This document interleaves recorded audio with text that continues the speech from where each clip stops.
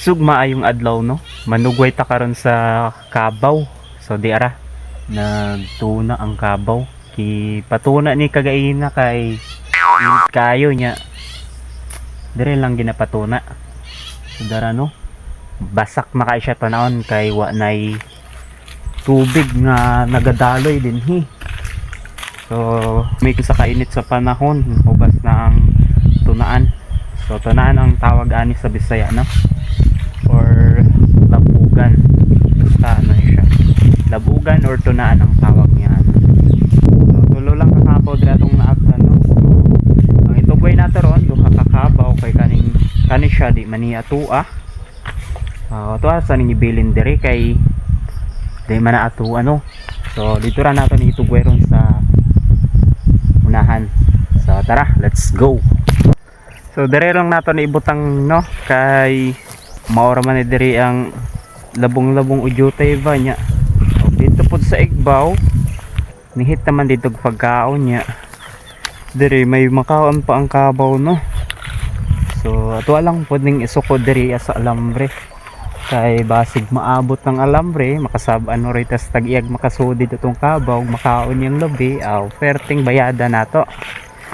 So ato lang isuko dug tama no kay may nang dito makasaban sa tag-iya. So kay lagdok man ni siya no. Ato lang nitong ipantok kay di naman tan higot ni sa kuan bayabas kaya doon naman siya lagdok. Ato lang siya ipantok. So dari ang tama ang tansya niya no nga di siya maabot dito sa lambre. Gahiapod pa.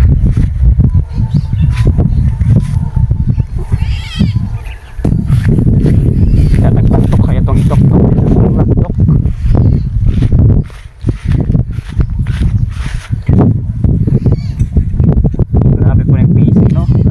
Kayo po rin magmubo rapod ning ang 15 meters ni ani.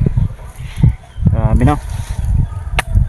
Dugdokon ta lang ni haron matisla o kailawon ba nga di makabuhi ang kabaw. Sabagay ning kabaw makabuhi ni di man niingon nga mulakaw layo bitaw kay gamay pa man nga daang ri.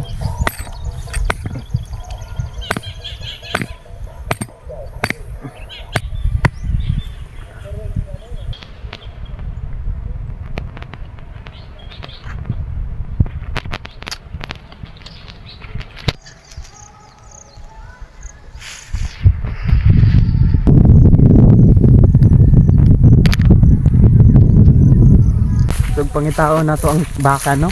So kay ingon niya sagingan daw di wa may laan saging pro.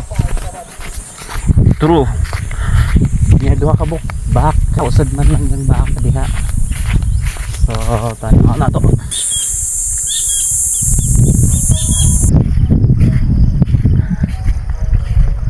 So anadra gid taon siya no. Atong distansya saya mga 2 meters lang gid ang kalayon. 2 meters. Ayan na. 2 meters. So dool kay siya. Butan maning bakane di maningon nga manungay. Kay may mga baka baga nga pagdili sanay sa higot sungayon ka. Nya ikaw pud lang taslakan nya. Di ka pud magpaduol kay paduol ka sungayan ka. Dito na to paimnon sa unahan no kay tuay tubig dinhi ang magud nga area hubas na ang tubig kay wa nakasupply dinhi ang tubig wa nakadaloy. To ana dito sa may tabay katong giadtuan na to kagaina.